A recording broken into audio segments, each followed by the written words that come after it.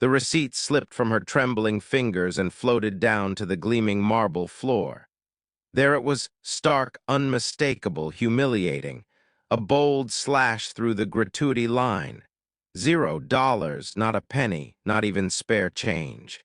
The wealthy customer strode through the restaurant's gilded doors without a backward glance, leaving behind nothing but an empty table and the bitter taste of disrespect. The other servers exchanged knowing glances and whispered among themselves as they watched the scene unfold. Emily Rodriguez felt her throat tighten as she stared at that cruel zero. Every dollar mattered, every single cent. Her young daughter Maya needed specialized treatments for her chronic respiratory condition, and the medical bills were piling up faster than she could manage. But then something unexpected happened. As Emily reached across the table to clear away the expensive china plate, a small white object caught her eye. Tucked beneath the dinner plate was something she hadn't noticed before, a folded piece of premium paper stock. Her heart raced. Was it money after all? Had the man left cash separately? She carefully unfolded the note. What she found inside wasn't currency. It was something far more mysterious. A handwritten message containing just 9 words that would completely transform everything she thought she knew about this encounter. The man who wrote those words wasn't simply another difficult patron with impossible demands. He was something entirely different, a challenge disguised as an insult, a test that dozens of people before Emily had failed without ever realizing they were being evaluated. The evening shift at Le Chateau, Seattle's most elite dining establishment, was always demanding. But tonight felt different. Emily pressed her palm against her lower back, trying to ease the constant ache that came from 12-hour shifts on unforgiving floors. "Table 14 needs immediate attention, Rodriguez," the voice of Gerald Morrison, the restaurant's exacting floor supervisor, cut through the ambient noise. Morrison was a compact man who compensated for his stature with an oversized ego and a cologne that could clear a room.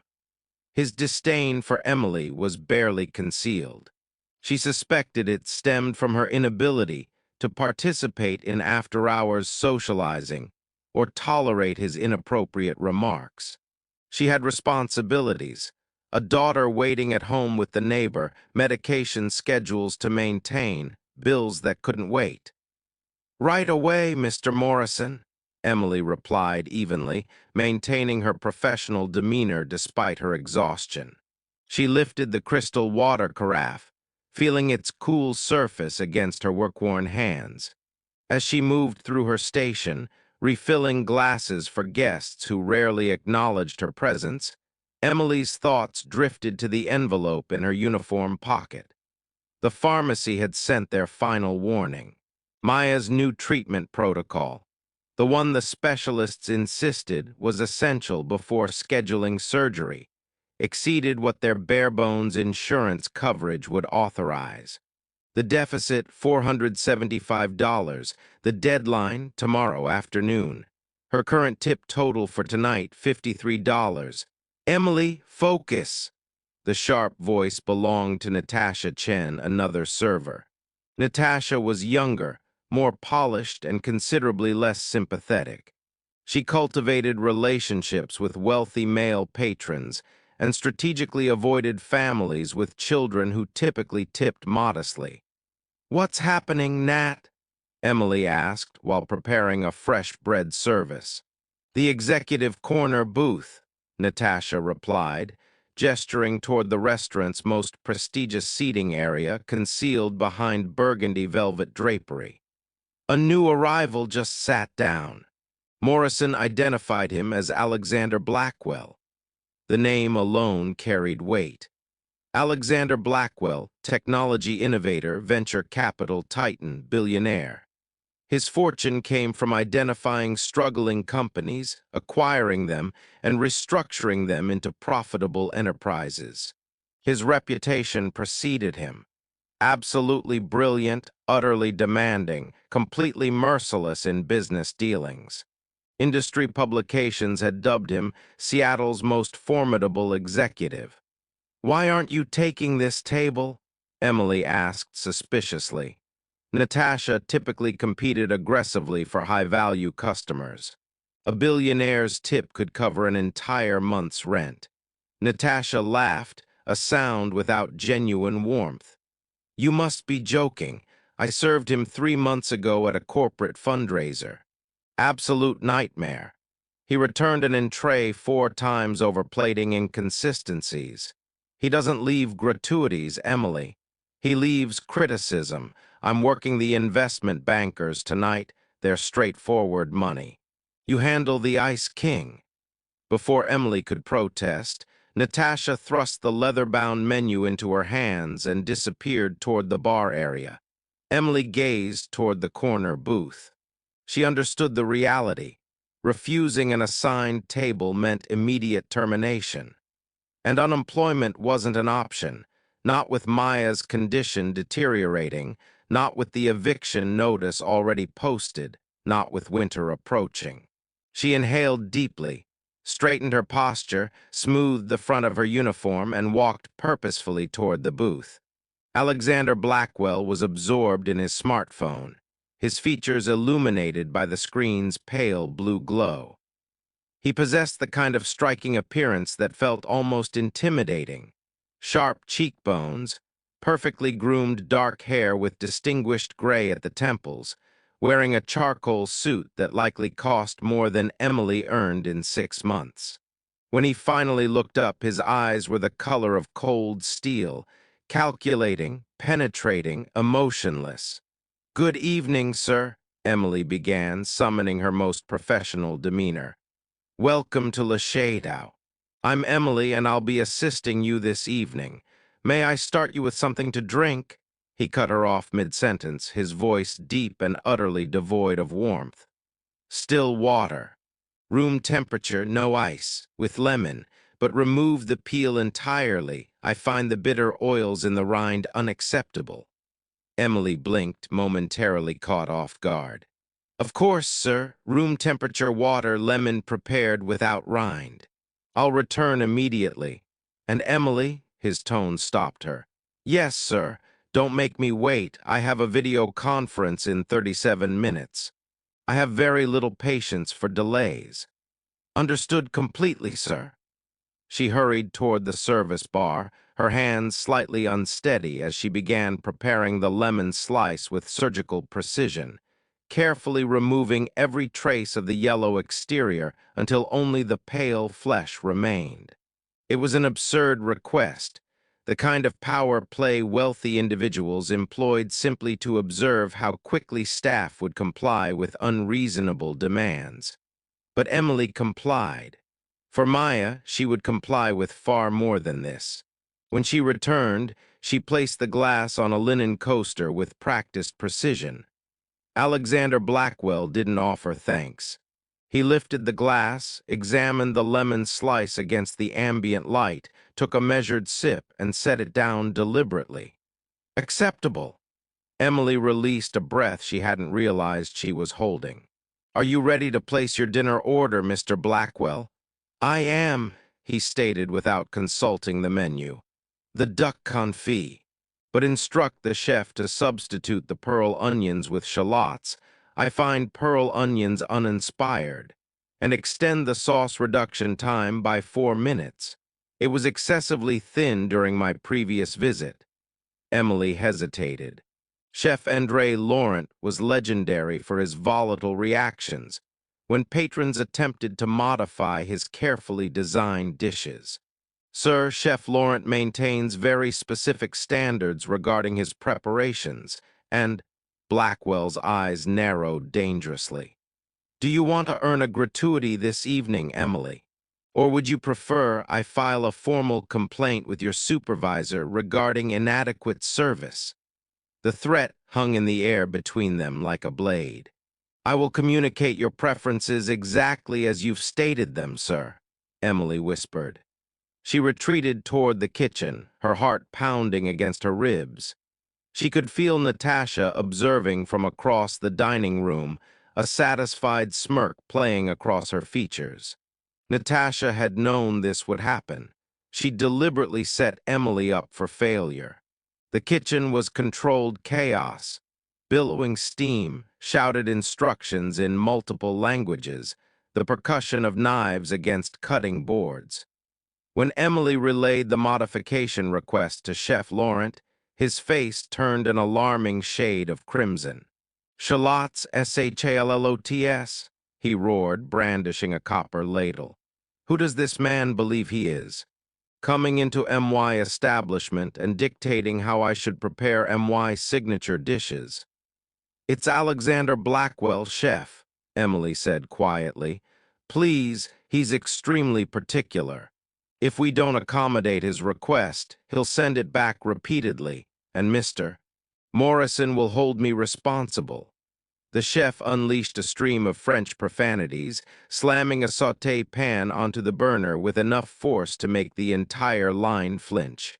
"Fine, fine. But when he complains that it's too sweet because of those damned shallots, that criticism falls on his head, not mine." Emily spent the next 25 minutes hovering anxiously near the expo station, terrified the dish wouldn't be ready within the specified time frame. She attended to her other tables, refilling wine glasses, clearing courses, answering questions about ingredients, but her entire focus remained fixed on that corner booth. She watched Alexander Blackwell check his watch. Once, twice, 3 times, his fingers drummed against the table's surface in an impatient rhythm. Finally, mercifully, the plate emerged from the kitchen. It looked absolutely perfect, the duck glistening under the light, the sauce at ideal consistency, the presentation flawless. Emily transported it carefully, balancing the heated plate on a folded service napkin. "Your duck confit, Mr. Blackwell," she announced, placing it before him with precision. "With shallots sauce reduced an additional 4 minutes as you requested." He didn't acknowledge her. He lifted his fork and knife. Emily stepped back slightly, waiting for his assessment. He cut a piece, chewed slowly, deliberately, swallowed. He placed the fork down. "It's adequate." Emily felt relief wash over her. "Is there anything else I can provide?" "Yes," he said, finally making direct eye contact. "Conversation." Emily was genuinely confused. "Sir."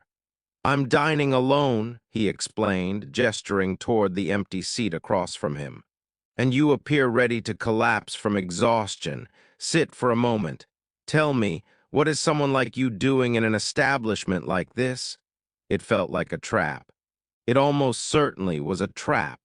Restaurant policy strictly forbade staff from socializing with guests at their tables. If Morrison observed this interaction, she'd face disciplinary action. "I find the hospitality industry quite rewarding, sir," she lied. "Don't lie to me," Blackwell snapped, his voice suddenly sharp as broken glass. "I can identify deception instantly. You despise working here. You resent your supervisor. I observed how he spoke to you earlier. You're in pain from those inadequate shoes. So explain it to me. Why are you here? Why do you tolerate this treatment?" Emily glanced around nervously. Morrison was occupied in his office. Natasha was busy entertaining the investment bankers. The words tumbled out before she could stop them. "I have a daughter," Emily said, her voice dropping to barely above a whisper. "She's 6 years old. Her name is Maya. She has a serious chronic condition. Our insurance won't cover her new treatment protocol, and rent in this city has increased 30% in 18 months. I work here because the gratuities are usually sufficient, and I need every possible dollar to keep her healthy." She stopped abruptly, horrified. She'd revealed too much. Customers didn't want to hear about personal struggles. They wanted to enjoy their expensive meals in peace. Blackwell stared at her. His expression didn't soften. If anything, he looked even more critical, more assessing. "So you're dependent on charity," he stated coldly. Emily felt as though he'd physically struck her. "Excuse me? You're working hard, certainly," Blackwell continued, lifting his wine glass. "But you're drowning. You believe serving affluent diners will somehow solve your problems. You're relying on the generosity of strangers. That's a fundamentally flawed strategy, Emily. In business, dependence on luck guarantees failure." Tears burned behind Emily's eyes. The cruelty seemed completely unnecessary. She wasn't requesting charity. She was working double shifts on an injured ankle, sacrificing sleep, sacrificing her health. "I am not relying on luck, sir," Emily said, her voice trembling with suppressed emotion. "I'm relying on my own work ethic. I maintain 2 jobs. I sleep 4 hours per night. I do whatever is necessary. Now, if you'll excuse me, I have other guests requiring attention." She turned and walked away before he could witness the first tear escape down her cheek. She retreated to the server station for a full 60 seconds, breathing deeply, struggling to regain her composure. "Don't cry. Don't give him that satisfaction. Just process the check, collect whatever tip he leaves, if any, and go home to Maya." When she emerged 10 minutes later, Alexander Blackwell had departed. The table was empty. The plate was cleaned. She rushed over, her pulse quickening. The leather payment folder sat in the center of the table. She opened it with trembling hands. The bill totaled $197.30. Her eyes scanned down to the credit card receipt. Subtotal: $197.30 gratuity. $0.00 total. $197.30. He had drawn a thick, deliberate line through the gratuity section. Zero, nothing. After the lemon preparation, the substitutions, the insults, the invasive questions about her personal life, he'd left absolutely nothing. "Ouch, that's brutal." Natasha's voice came from directly behind her. Emily turned to see her coworker peering over her shoulder with undisguised satisfaction. "I warned you, didn't I? The Ice King strikes again. Zero tip on a $200 check. That's savage even by his standards." He left nothing," Emily whispered, her hands shaking as she gripped the receipt.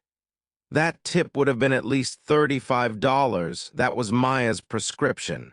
That was food for 4 days. Rodriguez, clear that table now." Morrison's voice boomed across the dining room. "We have a walk-in party of 6 waiting for that booth. Move." Emily swallowed the lump forming in her throat. She felt a mixture of complete humiliation and pure, white-hot anger burning inside her chest. Part of her wanted to scream.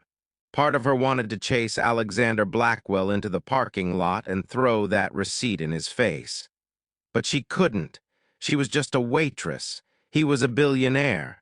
Those were the rules of this world.